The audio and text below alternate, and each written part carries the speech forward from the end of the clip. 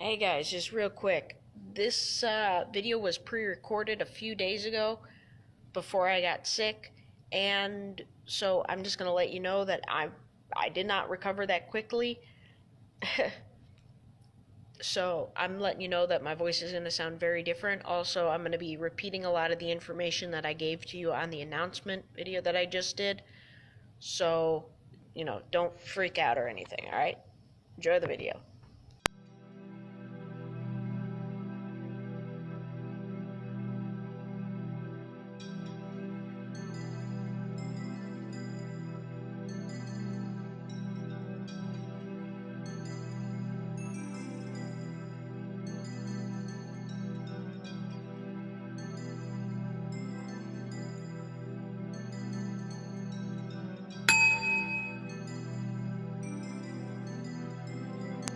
Warning: this is a true crime channel and is not for the faint of heart or the easily impressionable. This video may contain details that some viewers may find highly disturbing. Viewer discretion is strongly advised. You have been warned.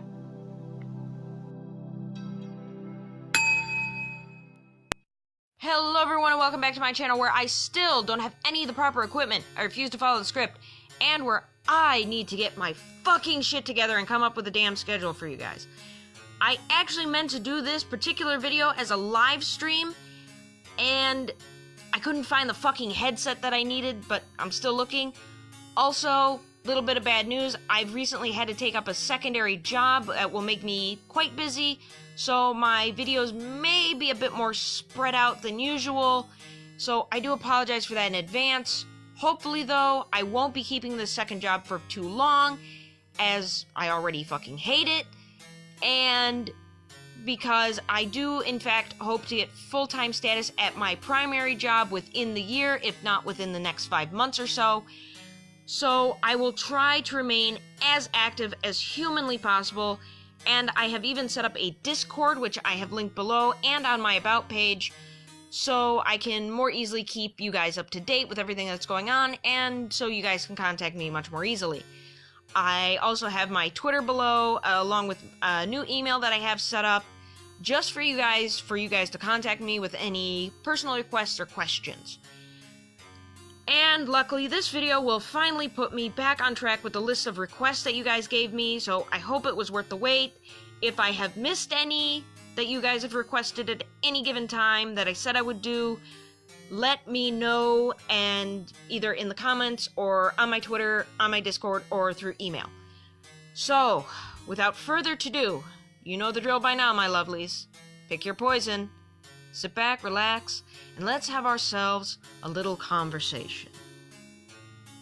Our killer of the hour is none other than I'm gonna botch this, Ivan Malet, the Backpack Murder, as he was also known as, and these slayings were a series of very grisly scenes, more befitting of the US TV series CSI Las Vegas than real life, and it actually took place in New South Wales, Australia, between the years of 1989 and 1993. The bodies of several missing young people, about 7, that were aged between 19 and 22 years old, were discovered partially buried in the, again I'm gonna fucking botch this, Belanglo State Forest, which is 15 kilometers or 9.3 miles southwest of the New South Wales town of Bermia. 5 of the victims were foreign backpackers visiting Australia, 3 being German and 2 being British, and 2 were Australian natives from Melbourne. Now, Ivan was born, unlike most serial killers, in December the 27th in 1944 in Guildford, Australia, to a very large Yugoslavian family. In fact, he was one of, I believe, over 12 siblings, I believe, if memory serves. Now, from the age of 17, Ivan was often in trouble with police, but it didn't come anywhere near as close to the 7 murders he would later be convicted of committing in 1996. as he was constantly in trouble with both the police and courts on charges varying from housebreaking to car thefts and armed robberies. In 71, it wasn't that much of a surprise when Ivan was actually put on trial for the alleged rape of 2 female hitchhikers, who then testified that he had been armed with a knife during the attacks. He was acquitted of the rape charges when the prosecution failed to make a convincing case against him. Now, there has been much speculation about the true number of Ivan's victims, given that he always maintained his innocence, but the luckiest of them was certainly British backpacker, and I'm not joking about this guy's name, Paul Onions. I'm not joking about this guy's name. It is literally spelled Onions. Now, this guy was actually hitchhiking south from Sydney in search of work and was picked up by Ivan on January 25th of 1990. This actually becomes quite a fucking theme here. Now, Ivan was initially very friendly, introducing himself as Bill, but Paul found that Ivan's personal questions about his plans rather unnerving, and he became concerned for his safety when Ivan began ranting and making racist and xenophobic remarks. When Ivan pulled his car to the side of the road, Paul tried to get out, but Ivan pulled out a revolver and told him to put on his seatbelt. Well, at least he was concerned about his safety. On some level. Silver linings, folks, silver linings. Paul actually managed to bolt for safety, leaving his backpack, which contained all his possessions and a passport. Despite Ivan's threat that he would shoot him, Paul did manage to flag down a passing car, who then, ever so kindly, took him to the nearest police station. You know, I've also often wondered what my own reaction would be if someone just ran up to my car and told me that they were being chased by a serial killer. The driver, after all, took him to the nearest police station so he could report the incident. He later returned to Sydney to replace his missing passport, and then eventually returned to the UK, not aware of his narrow escape just yet, and probably because he wasn't going to be going back to Australia anytime fucking soon after that little incident. Now, the first of Ivan's less fortunate victims were to be discovered, and this isn't even believed to be in the chronological order that they were even killed, but they were 2 British backpackers, Caroline Clark and Joanne Walters. They were found in an area of the fucking names, Belanglo State Forest, which is known as, oh my fucking god, you Australians. I shit you not, the name of it is called Executioner's Drop. Now, they were actually discovered by a couple of hiking enthusiasts that were out for their weekly run. This was on September 19th of 92. This location was actually not far from the area where Paul had been attacked, which had occurred in 1990. Now, both girls had been missing since May of that year, when they had teamed up to look for work outside of Sydney. Like I said, this is becoming a theme for all of these victims. Joanne Walters had actually been stabbed repeatedly, including one wound to her spine that is believed to have paralyzed her while the killer actually continued his vicious attack. The zipper of her jeans had been undone, but the top button was still fastened as if she had been partially stripped and sexually assaulted, then buttoned up hastily after the attack. However, her remains were too badly decomposed to establish whether or not a sexual assault had actually occurred. Caroline Clark, as well as being stabbed repeatedly, had actually been shot in the head 10 times. Holy fuck. Now, for anyone who has any kind of knowledge with not only guns, but also what happens to a body when it's shot that many times, I'm gonna take a wild guess and say that skull was pretty much pulverized by that point. Now, there were actually 4 bullets that actually remained inside the skull and were preserved for forensics analysis, and detectives were actually quite confident that they would be able to use these to track the weapon responsible at the very least. A primitive brick fireplace had actually been constructed near the bodies, along with a lot of cigarette butts and a spent .22 caliber cartridge. These were all recovered from the scene as well. An extensive search of the surrounding area at that time produced no more bodies, and the possibility of the serial killer being on the loose, although it was very much speculated in the press, was denied by police authorities. For at this point, they probably were just more likely trying to avoid a mass panic. Despite the abundance of forensic evidence, the police really didn't make much progress over the following weeks and sought the assistance of a forensic psychiatrist named Dr. Rod Milton. He concluded that the killer was in their mid-30s with a history of aggression and was familiar with the surrounding terrain and was motivated by the pleasure of inflicting pain. Furthermore, he did not believe that it was a serial killer that was responsible, although it was a possibility. He did state that the killer might have an assistant. Police progress continued to be slow as all leads were painstakingly followed, which included a thorough investigation of all suspicious disappearances over the previous decade.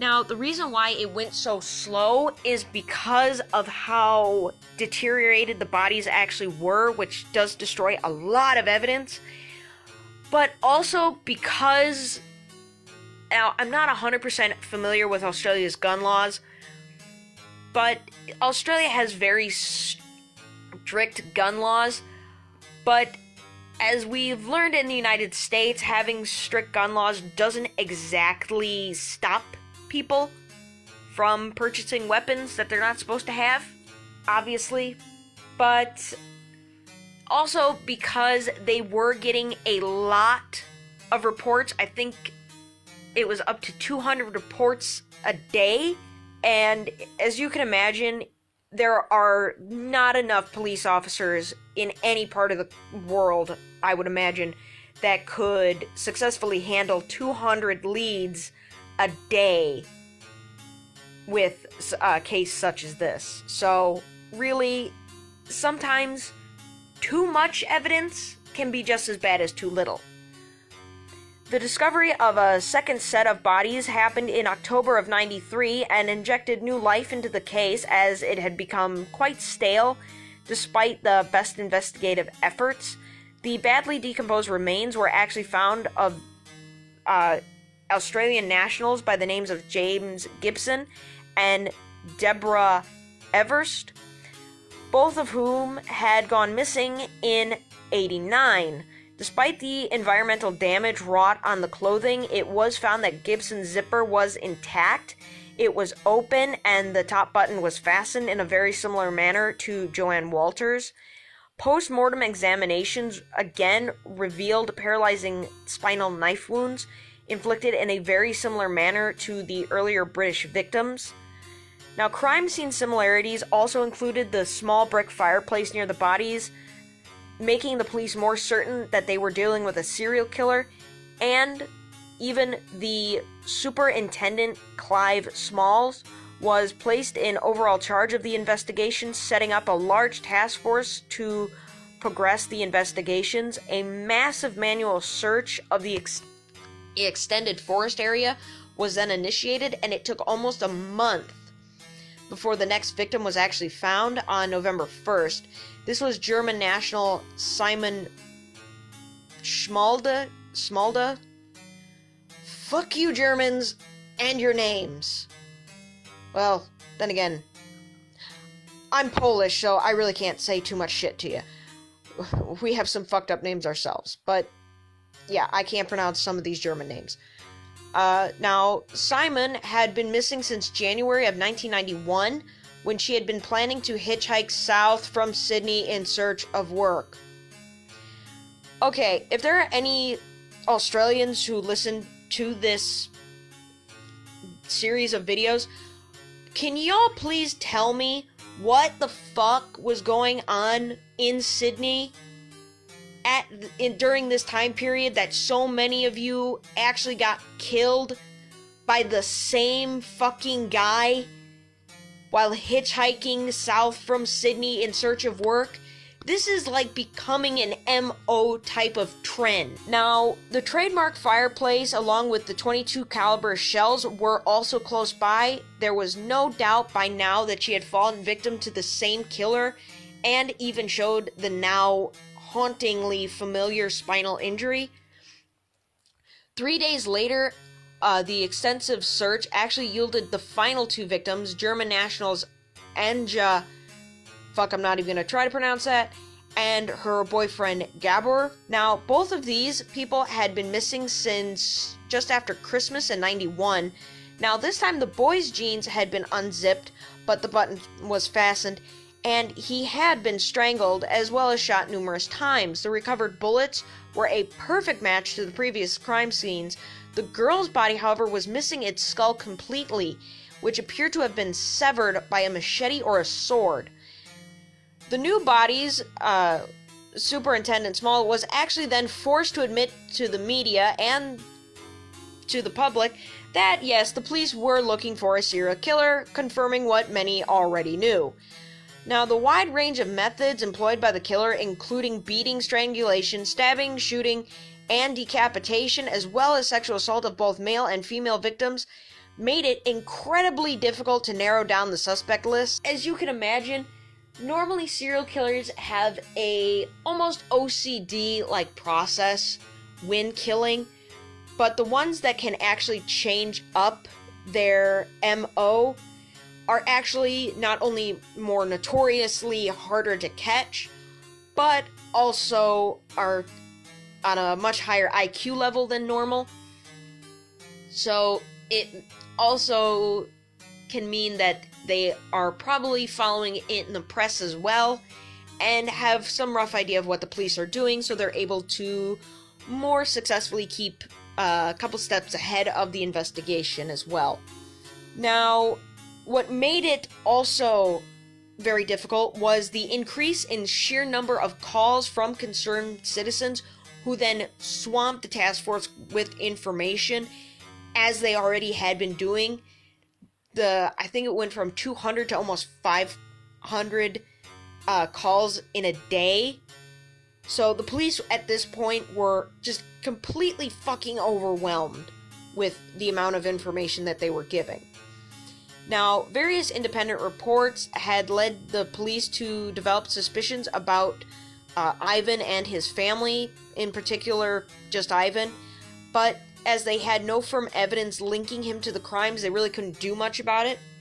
Now, the international media interest served its purpose at this point when Paul Onions, actually the only one of Ivan's victims to escape alive, contacted Australian authorities in April of '94 with information about his attack that had occurred in 1990. His account was further corroborated by the independent call from the woman who had actually rescued him and had driven him to the police station, and the police recognized very quickly that if Paul could identify Ivan as his attacker, then they could perhaps tie him to the other murders as well, or at the very least, just give them a reason to get a search warrant. Now, Onions was actually flown out to Australia, where he then identified Ivan from a video lineup, giving police the excuse they needed to seek a warrant for the search of various properties that the family had. A simultaneous raid was carried out in the early hours of May 22nd in 1994, which revealed a huge amount of evidence that linked Ivan to the crimes, including personal effects of many of the victims, which included clothing, sleeping bags, and other camping equipment, as well as a vast amount of ammunition. They also found parts of a disassembled weapon, including that of a .22 caliber rifle, and even a long curved cavalry sword suitable for the beheading of one of the victims as well. This was found in a locked cupboard at the home of Ivan's mother. Now, Ivan was arrested and taken into custody for questioning, where he was evasive and uncooperative, as one would expect him to be. He was initially charged with the attack on Paul Onions, then subsequently with the 7 murders. One ballistics evidence was matched to his weapons to the attacks, however. He remained in custody to await trial as well. He engaged the same lawyer who had represented him during his 71 rape trial and acquittal, but he then fired the man when the guy advised him to plead guilty, which probably wasn't the best idea on Ivan's part, as he probably would have gotten a much lesser sentence, or at least in the United States, that's kind of how that works.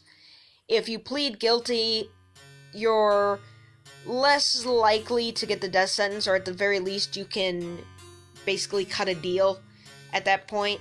But Ivan's trial was then set for June in 95, but the case was delayed by the wrangles over legal aid, and finally went ahead in the full glare of international publicity in March in 96.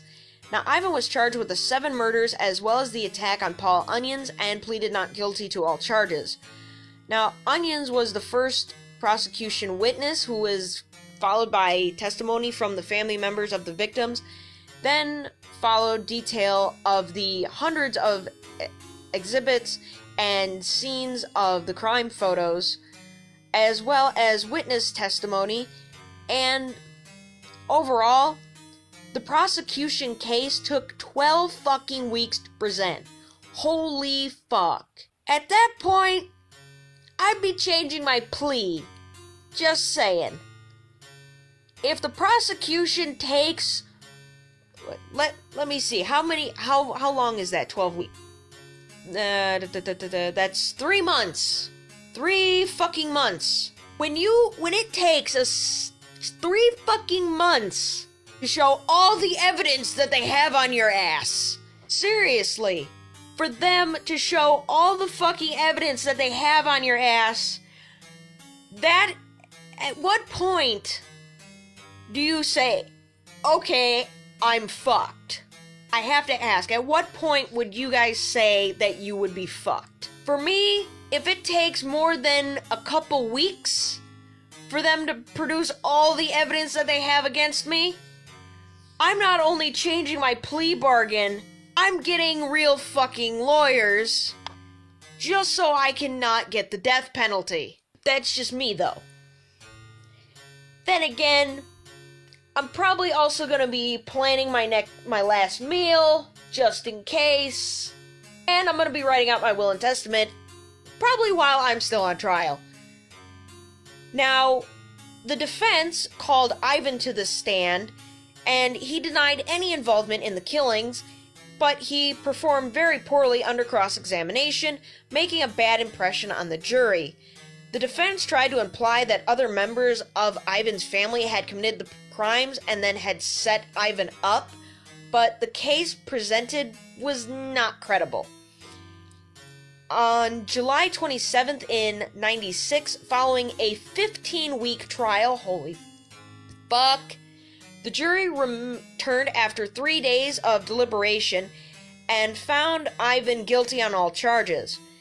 Ivan is currently serving 7 consecutive life sentences, as well as 18 years without parole at the maximum security Goulburn Correctional Center. Now, normally that would be the end of the case. However, Ivan also took a bit of a weird turn once he was in prison, as on January 26th in 2009, Ivan cut off his little finger with a plastic knife. Now, that takes some fucking dedication. Plastic knives are not that sharp.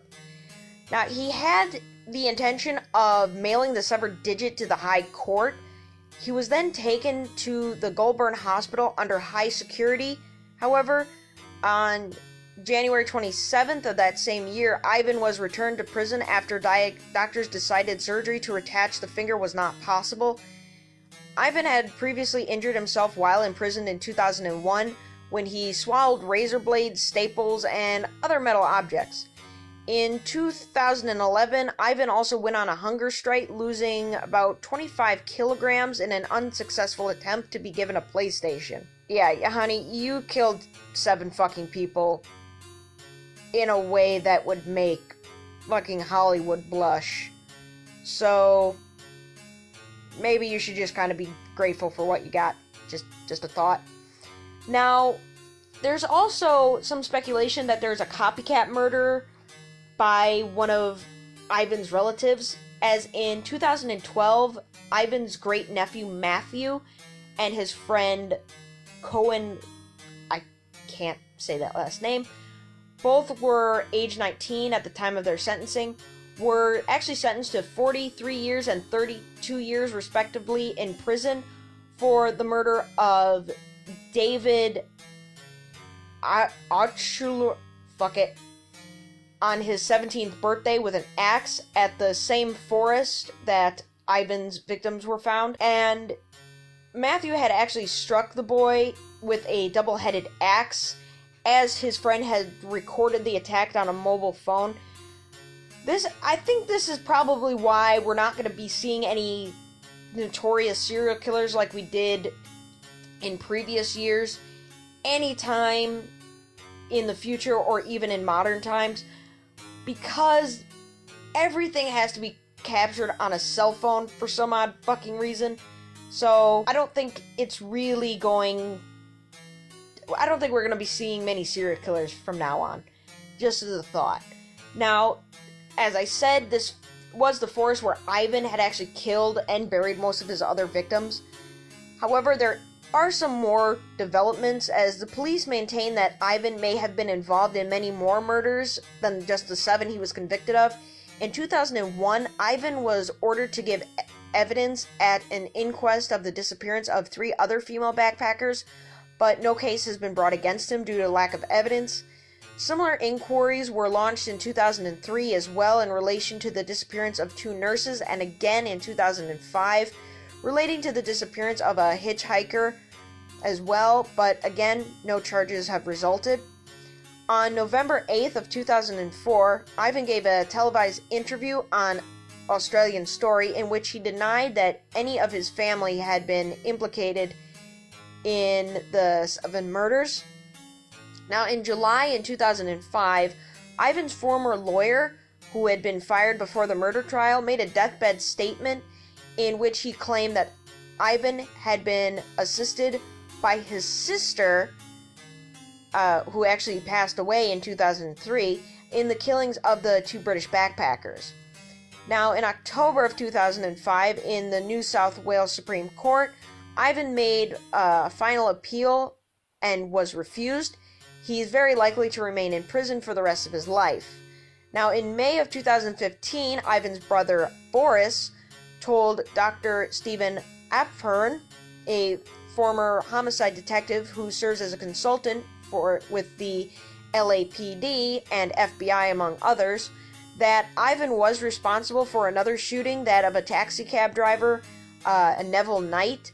This was in '62, after Ivan admitted to the crime. Ivan, after conducting a polygraph test with Boris and Alan Dilton, the man convicted of Knight's shooting, Apfrin is convinced, or the doctor was convinced, that both men were telling the truth. Again, I say citation needed, as polygraphs are kind of shit. They do believe that Ivan did, in fact, shoot Knight for this, but it really doesn't say why. Now, in May of 2016, it was actually announced that Ivan's former home in Eagle Vale, New South Wales, was actually for sale and was listed on the market for about $700,000. Now, there is about 2 different popular culture films that were actually released. Well, technically 3. In 2005, an Australian film by the Wolf Creek is actually based on the backpack murders of the 2 British females and an Australian male. A sequel called Wolf Creek 2 was released in 2013, and even a miniseries on the 7 network, Catching Mallet, was screened in 2015 and focused on the members of the Task Air Force who tracked him. And that, my most beloved horde, is all the time I have for you today. I hope you enjoyed this video, and hopefully I am still able to keep a semi-regular schedule for you guys, and that, I don't go off the grid or become as, rare as Undoomed is with his videos.